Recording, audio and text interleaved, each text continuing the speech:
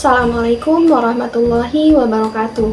Halo semua, perkenalkan saya Hani Marifah dengan NIM 222723026 dari kelas 2A Prodi Pendidikan Guru Sekolah Dasar Fakultas Keguruan dan Ilmu Pendidikan Universitas Sultan Ageng Tirtayasa.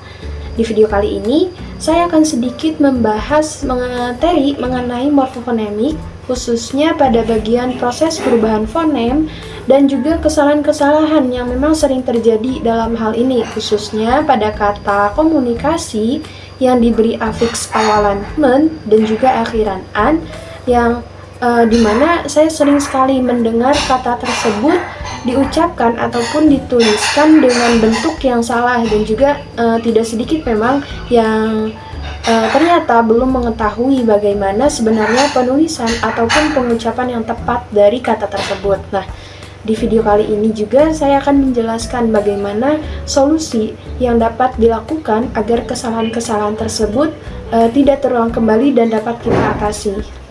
Selamat menyimak. Apa itu morfofonemik? Morfofonemik adalah cabang ilmu linguistik yang mempelajari hubungan antara morfem atau satuan terkecil yang memiliki makna dan fonem atau satuan terkecil dari bunyi yang dapat membedakan makna. Dalam kajian ini, fokusnya adalah pada bagaimana bentuk morfem berubah saat digabungkan dengan morfem lain dan bagaimana perubahan ini mempengaruhi bunyi ataupun fonem. Nah, di dalam morfofonemik ini terdapat proses perubahan fonem. Proses perubahan fonem dalam morfofonemik sering terjadi dalam bahasa Indonesia, terutama ketika terjadi penggabungan morfem seperti imbuhan prefiks, infiks, sufiks, dan juga konfiks. Perubahan ini dapat berupa asimilasi, disimilasi, pelesapan, ataupun penambahan fonem. Yang pertama ada asimilasi. Asimilasi adalah proses perubahan fonem di mana sebuah fonem menjadi lebih mirip ataupun sama dengan fonem lain yang berada di sekitarnya.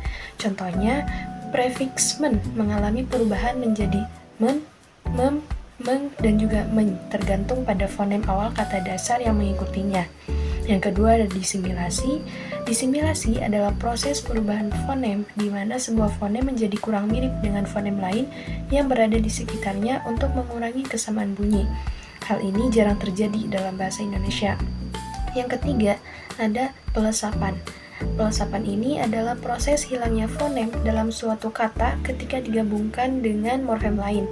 Contohnya, kata dasar orang yang ditambah prefiks se menjadi seorang. Nah, fonem e pada se ini menjadi hilang.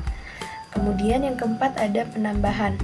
Penambahan ini adalah proses penambahan fonem dalam suatu kata ketika digabungkan dengan morfem lain untuk memudahkan pelafalan.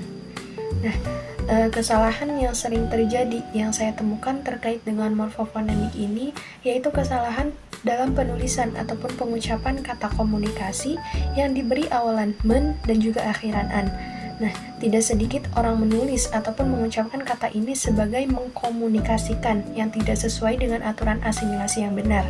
Padahal, sesuai aturan morfofonemik yang benar, imbuhan men pada kata dasar yang diawali fonem k harus berubah menjadi meng, sehingga bentuk yang tepat adalah mengomunikasikan. Nah, pemahaman yang benar tentang morfofonemik dan proses perubahan fonem sangat penting untuk menghindari kesalahan dalam penggunaan bahasa. Dengan memahami aturan-aturan ini, kita dapat menggunakan bahasa Indonesia dengan lebih tepat dan benar. Itulah materi mengenai morfofonemik dan juga proses perubahan fonem, serta kesalahan-kesalahan yang sering terjadi di masyarakat terkait dengan hal tersebut. Semoga dapat dipahami dengan baik dan semoga bermanfaat. Wassalamualaikum warahmatullahi wabarakatuh.